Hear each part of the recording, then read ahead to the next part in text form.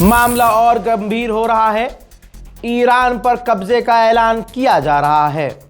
ये बड़ी खबर इसलिए है कि अमेरिका का कोई ऐरा गैरा नेता नहीं, बल्कि अमेरिका का वित्त मंत्री साफ कह रहा है कि बहुत जल्द ईरान का कर्ग आइलैंड अमेरिका का हिस्सा होगा। यानी जो पिछले 24 घंटे से खबरें आ रही हैं कि अरब देश और दूसरे यूरोपियन और नेटो के देश लगातार अमेरिका के साथ मीटिंग कर रहे हैं और डोनाल्ड ट्रंप की जो लगातार मीटिंग चल रही है उसका रिजल्ट ये कहा जा रहा है कि कई देश हो सकता है राज़ी हों कि कर्ग आइलैंड पर कब्जा करेंगे, जहां ईरान का सबसे ज़्यादा तेल है। हो न हो डोनाल्ड ट्रंप ने अपने साथियों को पहले ही कह दिया होगा, लुटेरों को, कि भैया अगर कब्जा हो गया तो इतना तेल तुम्हारा, इतना तेल तुम्हारा, इतना तेल तुम्हारा।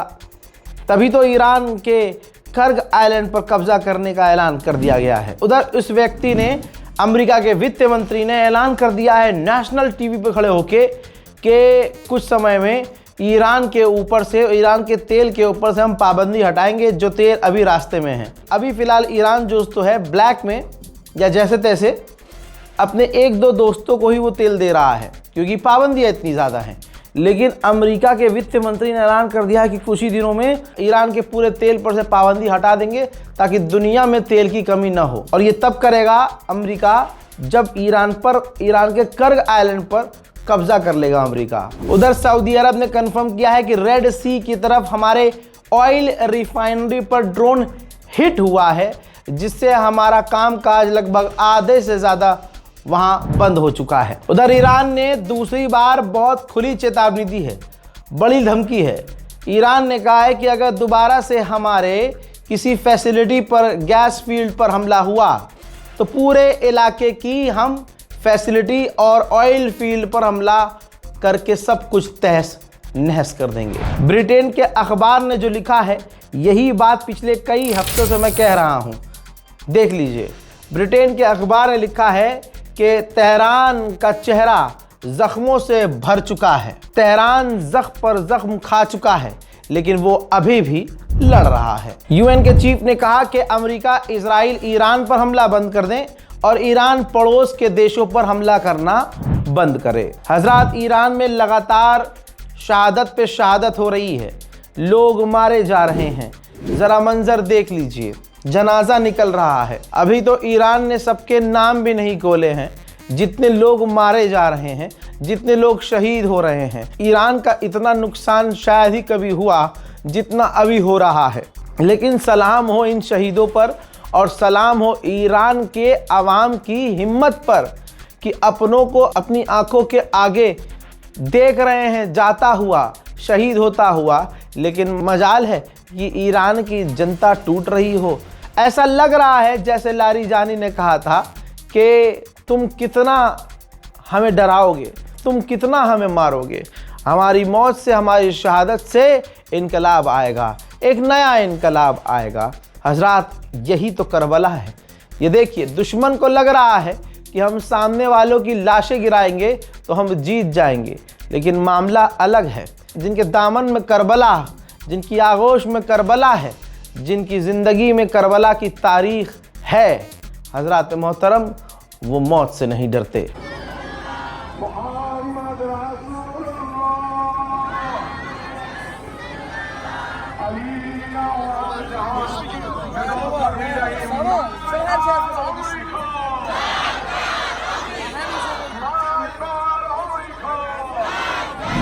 UK, France, Germany, Italy, Netherland और जापान ने साथ में स्टेटमेंट दिया है कि स्ट्रेट ऑफ हॉर्मूज को जल्द से जल्द खुलवाया जाए। उधर ईरान ने जारी की है फोटो, जिसमें देखा जा रहा है कि इजराइल के एक ड्रोन को ईरान ने मार गिराया है। ब्रिटेन का दोगलापन और दुनिया का दोगलापन आप समझ सकते हैं। जैसे ब्रिटेन के प्रधानमंत्री ने, जो ईरान ने कतर के फील्ड को उड़ाया है, ऑयल फील्ड को, उसकी निंदा की है। लेकिन इस आदमी ने, ब्रिटेन के प्रधानमंत्री ने, ईरान पर जो पहले हमला हुआ, उसकी जो गैस फील्ड उड़ाई, उस पर हमले पर निंदा नहीं की है। यही दुनिया है, सारी दुनिया ईरान की आलोचना कर रही है कि ईरान ने कतर की गैस फील्ड को उड़ा दिया, ऑयल फील्ड को उड़ा दिया। लेकिन कोई ये नहीं कह रहा है कि पहले ईरान की जो गैस फील्ड उड़ाई है उसकी हम निंदा करते हैं। कोई नहीं कर रहा भाई। ये जंग भी अमेरिका ने शुरू की है। खुद अमेरिका की गवर्नमेंट के ऑफिशियल, डोनाल्ड ट्रंप के ऑफिशियल कह रहे हैं, ब्रिटेन के ऑफिशियल कह चुके हैं, स्टेटमेंट आ चुका है कि लारीजानी ईरान की तरफ से बात कर रहे थे और बहुत बढ़िया बात चल रही थी। ईरान यूरेनियम पर भी बात कर रहा था, ईरान डील के लिए राजी था, लेकिन अमेरिका ने बमबारी शुरू कर दी और लारीजानी को मार दिया। उधर ईरान की इंटेलिजेंस ने 97 लोगों को गिरफ्तार किया है इस 2-3 दिन के अंदर ही, जो अमेरिका और इजराइल के लिए ईरान में रहकर काम कर रहे थे। खबर यह आ रही है कि होर्मुज के इलाके के बाहर बहुत सारे टैंकर खड़े हुए हैं और ईरान से परमिशन मांग रहे हैं दाखिल होने के लिए। उधर ईरान की पार्लियामेंट प्लान कर रही है कि होर्मुज में जो भी जहाज जाए उससे 10% टैक्स वसूला जाए। उधर दोस्तों ब्रिटेन में हाहाकार है। ब्रिटेन में गैस के दाम 140% बढ़ गए हैं। मेरे दोस्तों, ईरान ने जो नए हमले जारी किए हैं उसका जो वीडियो है ना, वो कलेजा फाड़ेगा आपका। जब ईरान ने इस बार IRGC ने लॉन्च किया हमला तो चीख चीख कर कह रहे हैं कि हम अपने मुल्क के लिए सब कुछ कुर्बान कर रहे हैं। جون میذارم برا کشورم من رگ و خونم ایرانیه این که میبینی چند بچه نیست نسل قاسم سلیمانیه این که میبینی چند بچه نیست संभलिए, स्क्रीन पर देखिए और अब मैं आपको उस इंसान से मिलवाने वाला हूं, वो इंसान दिखाने वाला हूं जिस इंसान ने अली लारीजानी की जगह ली है, जो अली लारीजानी, शहीद अली लारीजानी की जगह आए हैं। पहचानिए, कोई ऐरा गैरा नत्थु खैरा नहीं आया है। ध्यान से देखिए, ये हैं पूर्व ईरान के वाइस प्रेसिडेंट। 2004 और 9 तक ये वाइस प्रेसिडेंट ईरान के रह चुके हैं और यही आदमी डिफेंस मिनिस्टर 2013 से 17 तक ईरान के थे। नाम याद रखिएगा, नाम है इनका जनाबे हुसैन दहकान।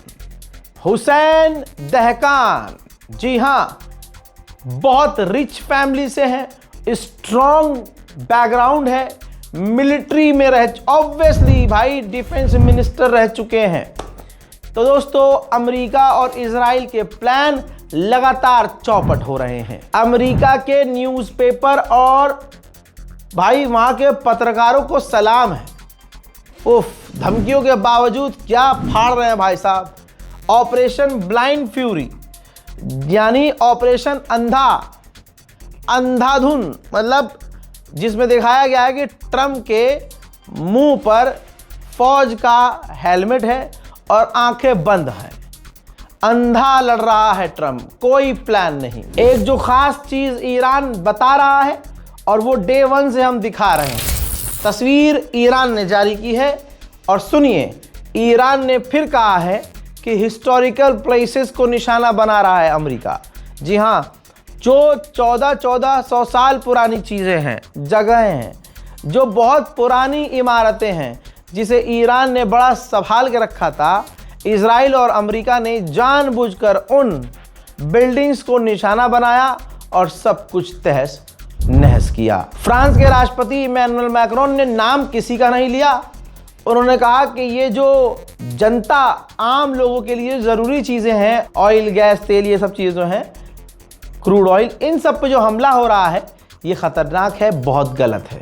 नाम किसी का नहीं लिया। उधर ईरान के चैनल्स लगातार दिखा रहे हैं, उन्हीं के सोर्स से आपके सामने ये खबर है कि कर्ग आइलैंड, जहाँ कर्ग आइलैंड पर मौजूद है, और ये ईरान का टीवी बता रहा है कि कर्ग आइलैंड पर सब कुछ अल्हम्दुलिल्लाह सही और सालिम है। अब सुनिए ईरान के विदेश मंत्री की बात और शेयर कीजिए इस अपडेट को।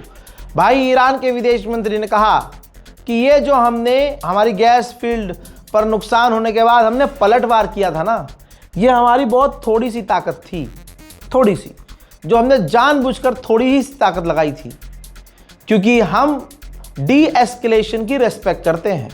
और याद रखना, अगर जंग ख़त्म होनी है तो आम जगह पर आम लोगों की जगह पर और हमारी ऑयल फैसिलिटी, गैस फील्ड पर हमला नहीं होना चाहिए, वरना हम सब कुछ भुला देंगे और फिर अपनी पूरी ताकत का इस्तेमाल करेंगे। ये कंफर्म है, मैं डे 1 से दिखा, बता और समझा रहा हूं। देख लीजिए, अब छप चुका है, अनाडोलू का अपडेट है और तमाम यूरोप में ये बात सामने आ चुकी है।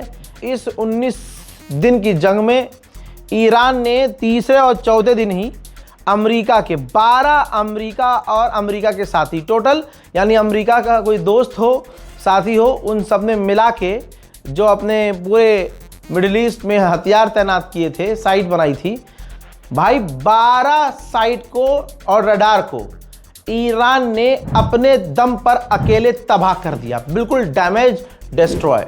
ध्यान से जान लीजिए, बार बार खबर आ रही है, अमेरिका और इजराइल, तुर्की के अखबार ने भी कंफर्म कर दिया है कि अमेरिका और इजराइल और उसके साथी एक 2 से 3 हफ्ते की या 4 हफ्ते की जंग की प्लानिंग कर रहे हैं, जिसमें उनका मकसद होगा स्ट्रेट ऑफ हॉर्मुज़ पर पूरी तरह से कब्जा कर लेना। आने वाला समय ईरान के लिए मुश्किल भरा है, फितना फसाद से बच के रहिएगा। आप खुद देखेंगे कि मुसलमान खुद मुसलमान की बुराई कर रहा होगा। आप खुद अगर शिया हैं, शिया, तो आप देखेंगे एक शिया की बुराई करने लगेगा। आप अगर सुन्नी हैं तो देखिएगा अहले सुन्नत की कोई ना कोई ग़ीबत कर रहा होगा। आप ये देखेंगे इस जंग के नाम पर शिया सुन्नी आपस में लड़ेंगे, और कोशिश कौन कर रहा है? नेतन्याहू बहुत पहले ऐलान कर चुका है। शिया समुदाय में भी ऐसे बहुत लोग हैं जिनका लिंक आलिम दीन से नहीं है, वो किसी की तकलीद नहीं करते, वो तकलीद के खिलाफ, वो खामनाई के खिलाफ, वो रहबर के खिलाफ, ऐसे लोग भी हैं। मुझे तो परसों पता चला कि भाई यहाँ ऐसे भी लोग हैं, समझ रहे हो। अचानक से वो रहबर वाले बन गए, अचानक से वो खामनाई के हमदर्द बने हुए हैं और हमदर्दी का चोला ओढ़ के अपनी ही कौम के लोगों को टारगेट कर रहे हैं। याद रखिएगा, ऐसे ही हम अहले सुन्नत हजरात में बहुत सारे ऐसे लोग हैं जो फितना फैला रहे हैं, लेकिन आपको फितने से दूर रहना है। बोल रहे हैं, बोलते रहे, क्योंकि हम जाके अगर उनसे लड़ने लगे तो भाई ये तो उनकी जीत है। वो यही चाहते हैं कि आप उनसे लड़ें। अब एक नया ट्रेंड ये चल रहा है भाई, अल्लाह ने इतनी इज्जत दी है, अल्हम्दुलिल्लाह आप लोगों ने इस काबिल बनाया है कि रज़ाग्राफ़ी का नाम लेके कुछ भी बोल दो, वीडियो वायरल है। जो कभी गोदी मीडिया पे सरकार के खिलाफ बोलने में जिनके चूतड़ों में दम नहीं है, वो रज़ाग्राफ़ी पर बोल के सोच रहे हैं व्यूज़ कमा लेंगे। अब समझ रहे हैं, और कौम के बीच फितना पैदा कर रहे हैं। फितना, जो वीडियो पूरी नहीं देखा आज तक हमारी, समझिए बोल कौन रहा है, जिसने अपने मुंह से बोल रहे हैं कि भाई हमने तो रज़ाग्राफ़ी की आज तक वीडियो नहीं देखी, लेकिन हमारे पास ये छोटी सी वीडियो आई थी, इसमें ये बोल रहा है। ना आगे का कुछ पता, ना पीछे का कुछ पता, पूरी वीडियो देखी नहीं, पूरा स्टेटमेंट सुना नहीं। तो ऐसे फितनों से बच के रहिएगा, बिल्कुल कह रहा हूं, साफ कह रहा हूं, फितने से बच के रहिएगा। कौम में तफरका पैदा करना और किसी और के नाम से, समझ रहे हैं, किसी और के नाम से फेम हासिल करना, इन फितनेबाजों का हमेशा से ये काम रहा है। हजरात मोहतरम, हर हाल में देखिएगा, मैं सिर्फ मेरी बात नहीं कर रहा हूं, कोई भी इंसान किसी को लेकर समाज में फितना फैला रहा हो, लड़ाई और माहौल ख़राब करने की कोशिश कर रहा हो, किसी के खिलाफ प्रोपेगेंडा चला रहा हो, दूर रहिएगा। किसी के ट्रैप में मत फंसिएगा, अपने काम पर ध्यान दीजिए, ईरान के लिए दुआ कीजिए, ईरान के साथ जो हो रहा है उस पर नज़र रखिए। फ़िलहाल के लिए इस रिपोर्ट में इतना ही। जय हिंद।